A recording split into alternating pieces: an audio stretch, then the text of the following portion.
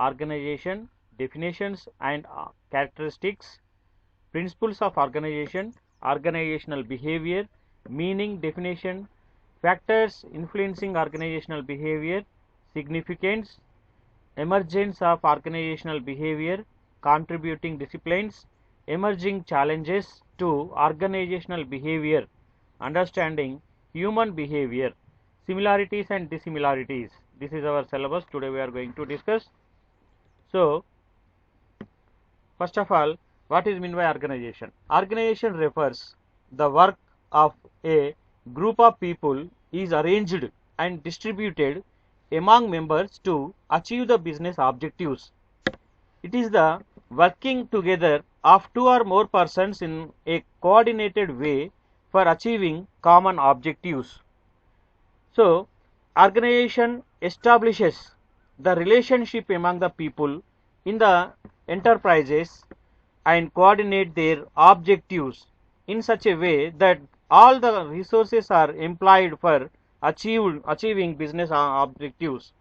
So, organization is a process of combining the work of people working in the enterprise for undertaking various duties and responsibilities.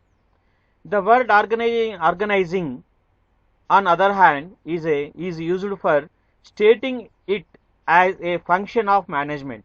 Stating it is a function of management for bringing together human and non-human resources, that is materials, machinery, money, etc., and defining and establishing the authority, responsibility relationship for achieving organizational goals.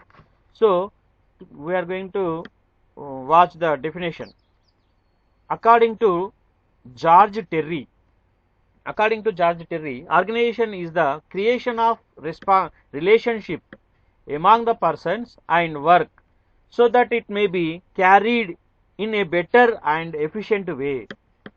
Next, according to L.H. Hane, organization is the adjustment of various activities for the attainment of common goals. By clubbing these two definitions, we are going to discuss about the organization is a adjustment of various activities for the attainment of common goals of organization. So, next one, characteristic or nature of organization. So, here we have so many different type of characteristics are there. They are division of work, coordination, common objectives, cooperative relationships, well-defined authority, responsibility relationships. These five are the characteristics of an organization. So, first of all, what is division of work? Division of work. Organization deals with the whole task of the business. The total work of a enterprise is divided into activities and functions. Various activities are assigned to different persons for their efficient accomplishment. So, this brings in division of labor. It is not that one person cannot carry out many functions by specialization in different activities is necessary to improve one's efficiency. So, organization helps in dividing work into relating activities so that they are assigned to different individuals. That is called as division of work. Next one, coordination. Coordination means coordination of various activities is an essential as their division. It helps in integrating and harmonizing various activities.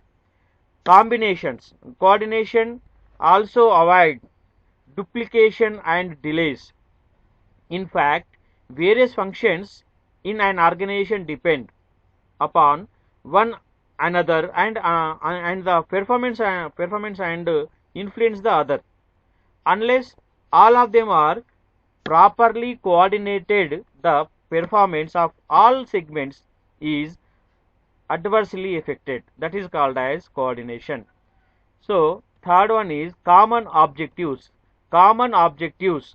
An organizational structure is a means towards a achievement of enterprise goals. The goals of various segments leads to the achievement of various business goals. The organization structure should build around the common and clear-cut objectives. This will help in their proper accomplishment. That is called as common objectives. Cooperative relationship. An organization creates cooperative relationship among the various members of the group. An organization cannot be constituted by one person. It requires at least two or more persons. Organization is a system which help in crafting meaningful relationship among the persons. The relationship should be both vertical relationship and horizontal relationship among the members of various departments. The structure should be designed that it motivates the people to perform their part of work together. That is called as cooperative, common objectives, cooperative relationships. Next, well-defined authority and responsibility relationships. Well-defined authority means an organization consists of various positions arranged in a hierarchy with well-defined authority and responsibility. There is always a central authority from which a chain of authority relationships stretches without the organization. The hierarchy of a position defines the line of communication and pattern of relationships. So that is called as well-defined authority. That is relationship responsibility relationships. Next, principles of organization. The principles of an organization are as follows: principles of objective, principle of specialization, principle of coordination, principle of authority and responsibility, relationship responsibility, principle of definition, span of control, principle of balance, principle of continuity, principle of uniformity, principle of unity of command. These are the major important functions, important principles of an organization. So, according to this principle of objective, the enterprise should be set up, contain aims for the achievement which various departments should work. A common goal also devised for business as whole, and the organization is set up to achieve the goal.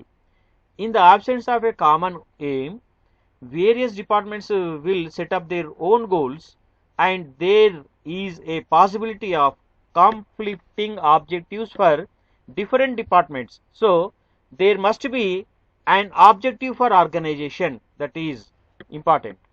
So next one, principle of specialization. The organization should be set up in such a way that every individual should be assigned for a duty according to his skills and qualification.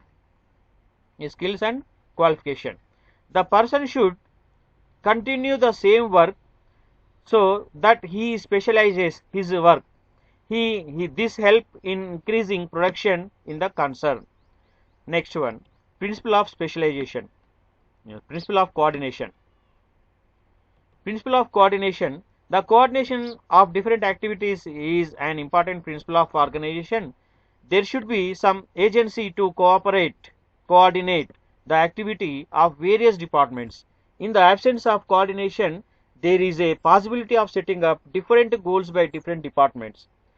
The ultimate aim the concern can be achieved by only if proper coordination is done for different activities. Next one, principle of authority and relationship responsibility. The authority flows downward in the line. Every individual is given authority to get the work done. Though authority can be delegated, but responsibility lies with the man who has been given the work.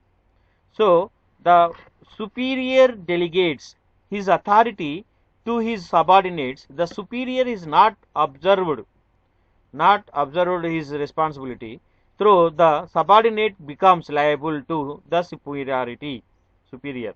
The responsibility cannot be delegated under any circumstances. That is called as the relationship responsibility. Principle of definition. The scope of authority and responsibility should be clearly defined. If the duties are not clearly assigned, then it will not be possible to fix responsibilities also. The relationship between departments should also be clearly defined to make the work efficient and smooth. Next one, span of control. Span of control means how many subordinates can be supervised by a superior. Moreover, the work to be supervised should be of the same nature. If the span of control is disappropriate, it is bound to affect the efficiency of the workers because of slow communication with the superiors. Next one, principle of balance. The principle of balance means that assignment of work should be such, every person should be given only assignment should be work only that much work which can be performed well. The work should be divided in such a way that everybody should be able to give his maximum. Next one, principle of continuity. Principle of continuity means every day there are changes in methods of production and marketing systems. The organization should be dynamic and not static. There should be always a possibility of making necessary adjustments. Next one, principle of uniformity. The organization should provide for the distribution of work in such a manner that the uniformity is maintained. Each officer should be in charge of his respective area, so as to avoid the dual subordination and conflicts. Next one, unity of command. Unity of command. There should be a unity of command in the organization. The command should be from top to bottom for making organization sound and clear. It is also lead to consistency in the directing, coordinating and controlling. The person should be answerable to one boss only. If a person is under any control of other than one person, then there a likelihood of confusion and conflict.